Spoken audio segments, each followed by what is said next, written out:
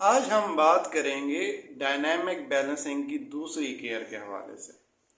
अगर आप किसी भी फ़ैन पे मौजूद हैं, किसी भी मशीन को बैलेंस कर रहे हैं और आपने ट्रायल वेट लगाना है बैलेंसिंग के दौरान, तो ट्रायल वेट ना ही आपका इतना ज़्यादा होना चाहिए कि मशीन आपकी डैमेज हो जाए या कोई एक्सीडेंट हो जाए, ना ही ट्रायल वेट आपका इतना कम होना चाहिए कि वाइब्रेशन और फेज़ में कोई चेंज ही ना हो। तो आप ट्रायल वेट का फार्मूला यूज़ कर सकते हैं, अवेलेबल है। उसके अलावा आप अपने एक्सपीरियंस को यूज़ करें और ट्रायल वेट लगाएं। चलें ठीक है, आपने ट्रायल वेट लगा दिया, अब ट्रायल वेट लग गया फैन पे। जब ट्रायल वेट लगने के बाद ट्रायल वेट जब आपने ट्रायल रन लेंगे, मशीन को चलाएंगे, तो मशीन की वाइब्रेशन में 30% चेंज आनी चाहिए या फेज में 30 डिग्रीज चेंज आनी चाहिए। ये दोनों हो जाए तो बहुत अच्छा है कि वाइब्रेशन में भी 30% चेंज आ जाए और फेज में भी 30 डिग्री की चेंज आ जाए। ये दोनों होने चाहिए। अगर ये दोनों नहीं हुए तो एट लीस्ट इन दोनों में से कोई एक लाजमी होना चाहिए। वाइब्रेशन में 30% चेंज आए या वाइब्रेशन में 30 डिग्री इसकी चेंज आए।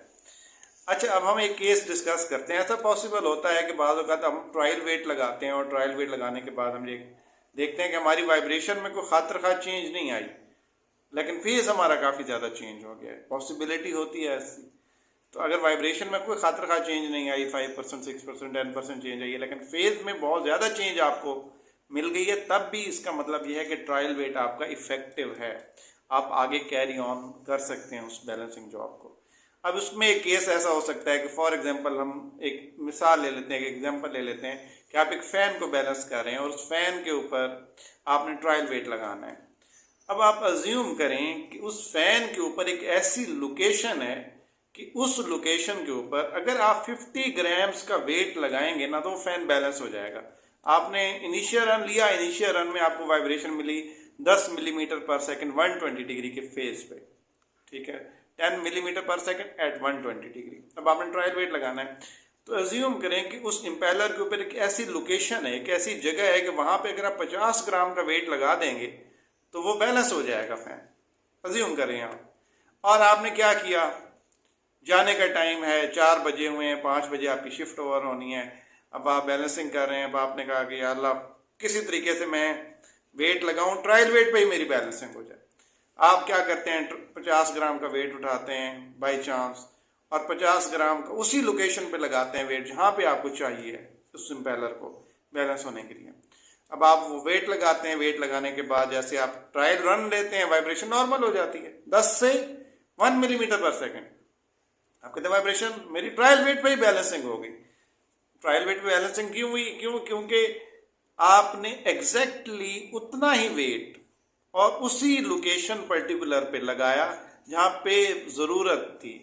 एक ख़ास पर्टिकुलर लोकेशन पे अगर 50 ग्राम्स का वेट लगता तो वो फ़ैन बैलेंस हो जाता, और आपका लक ऐसी चली, आपका चांस ऐसा बना कि आपने उतना ही ट्रायल वेट उतनी ही उसी लोकेशन पे लगा दिया और आपकी वाइब्रेशन ड्रॉप हो गई, फ़ैन बैलेंस हो गया।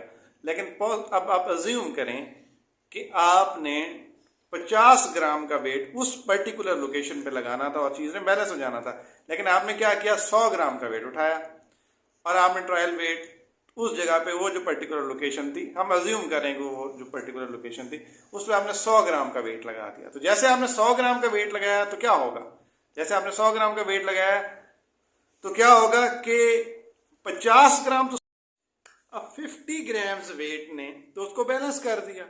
एक उस पर्टिकुलर लोकेशन पे आपने 100 ग्राम्स लगाया तो 50 ग्राम ने तो उसको बैलेंस कर दिया, जो मजीद 50 ग्राम्स था उसको अनबैलेंस कर दिया। तो अब वो मजीद 50 ग्राम्स अनबैलेंस हो गया। पहले भी 50 ग्राम्स की रिक्वायरमेंट थी, 50 ग्राम्स समझ लें ग्राम्स की शक्ल में 50 ग्राम्स वो अनबैलेंस था। अब भी आपने 100 ग्राम्स लगाया है तो अब भी 50 ग्राम्स में तो उसको परफेक्टली बैलेंस कर दिया, 50 ग्राम्स ने मजीद उसको अनबैलेंस कर दिया। इसी वजह से वाइब्रेशन के एम्पलीट्यूड में आपको चेंज नहीं मिलेगी, इतना 5-10% तक चेंज मिलेगा, लेकिन जो वाइब्रेशन का फेज है उसमें आपको कंसीडरेबल चेंज मिलेगी। तो बाज़ औक़ात ऐसा होता है कि आप ट्रायल वेट लगाते हैं और आप कहते हैं जी वाइब्रेशन 10 आ रही थी, ट्रायल वेट लगाने के बाद भी वाइब्रेशन 11 है, 10.5 है, 9 है, तो आप कहते हैं जी मेरा ट्रायल वेट सही नहीं लगा, ट्रायल वेट ने कोई वाइब्रेशन में इफेक्ट नहीं डाला, 5% 10% इफेक्ट है, do check the phase also. अगर आपको वाइब्रेशन में इतनी 30% से ज़्यादा की चेंज नहीं मिल रही, लेकिन अगर आपको फेज में काफ़ी कंसिडरेबल चेंज मिल रही है, 150%, 50%, मतलब 100 डिग्रीज, 150 डिग्रीज, इतनी चेंज मिल रही है, काफ़ी ज़्यादा चेंज मिल रही है, तो तब भी आपका ट्रायल बेट जो है वो इफेक्टिव होगा। Thank you so much. अगर आपका कोई भी क्वेश्चन है तो आप हमें मैसेज करें, हम उस पर जो है आपको रिप्लाई करेंगे। Thank you so much.